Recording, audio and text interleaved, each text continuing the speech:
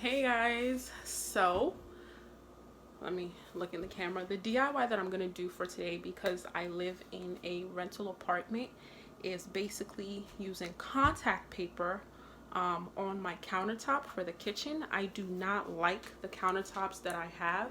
As you can see, it's one of these like old-fashioned, not nice, not modern.